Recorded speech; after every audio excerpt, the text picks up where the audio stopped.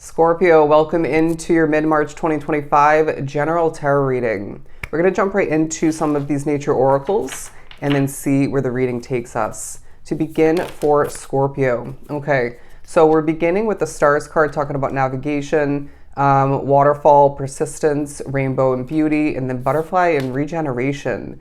So right off the bat, this is going to be a time of great beauty to be discovered, to be observed, to be created. I feel you're looking good and you're feeling pretty good, while I do feel it's a time of powerful transformation. And you're also going to feel like in certain small, significant ways, your outer reality, interesting way of putting it, your external reality is developing and changing. You may even find it's a time where you're really feeling things differently, feeling differently about certain aspects of your life. You're viewing, I'm getting specifically a connection within your life in a bit of a different light, in a different way.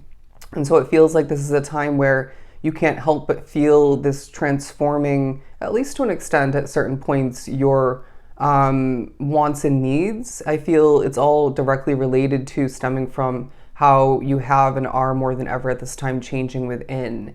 And so I feel that this is a period where you're going to at certain points be changing your mind, and then at certain points what you choose to wear, accessorize, how you maybe choose to change up your living situation, or even in regards to what you're attracted to, drawn to, interested in, will be speaking upon the change or the changes within. You know what I'm saying?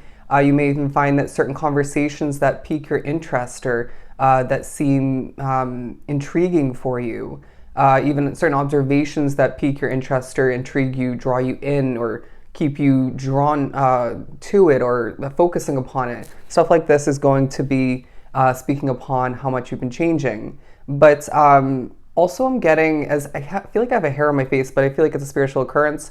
There's something about you getting certain itches on your body throughout this time period, and things like specifically, if your left arm itches or your right ear itches, your nose itches, stuff like this is all holds spiritual meaning. You just gotta search it online to remind yourself or to inform yourself, and this will be a way for spirit to communicate with you.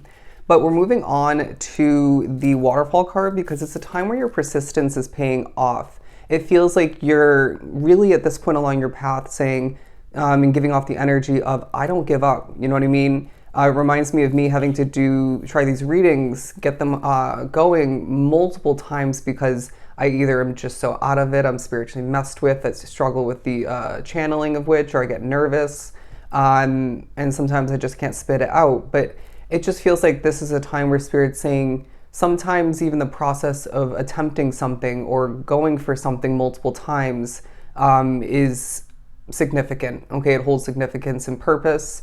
You may even find that you pick up on something or you perfect something along the way, all right? But it feels like, your persistence and your even maybe consistency, your efforts in general are paying off. I'm hearing a waterfall of abundance. A waterfall of abundance. Gotta love that. But the Stars card talking about navigation because it feels like a time where you are more than ever looking to your internal compass, your instincts, your intuition being utilized to figure out what's going to be the best move for me. Where do I shift things next?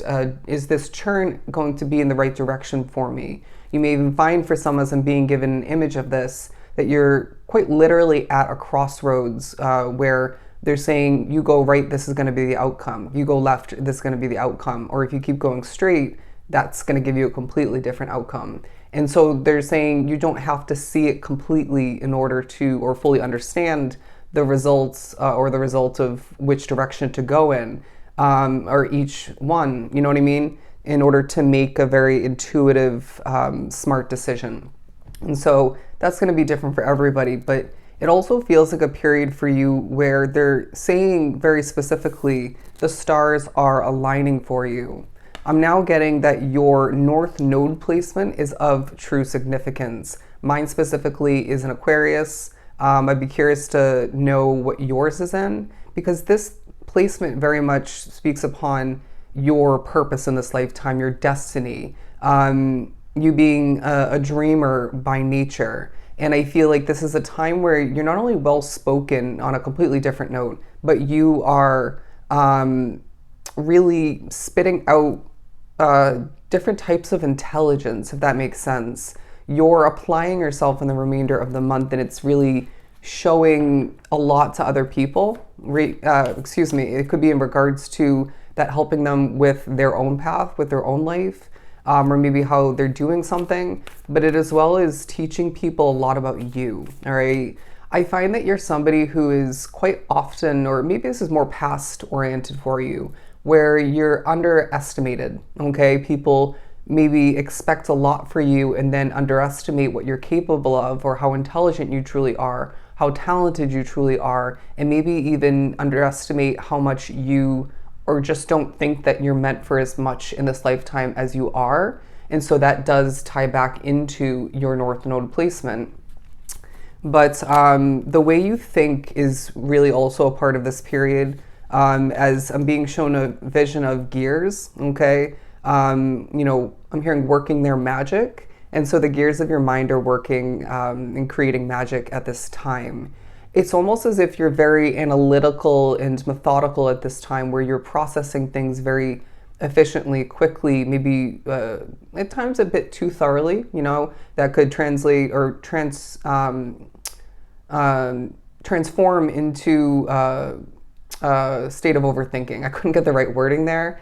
Anyways, but the Two of Swords and the Five of Swords, because it just feels like you are maybe wanting to better understand why there has been certain levels of stress within your life or difficulty. And again, this may be more past related. I'm hearing, why did I have to go through that? Or why am I still going through this Five of Swords energy at certain points?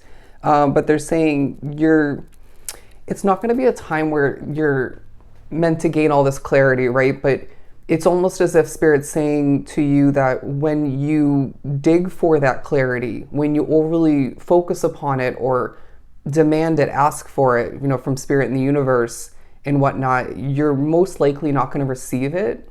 It feels like it's going to be a time where you do receive certain bits and pieces of clarity, better understanding, but it's going to come in unexpectedly, okay, when you're not focusing upon it, not asking for it. So just, realign your focus and understand that you will receive what you're meant to in the right timing, okay?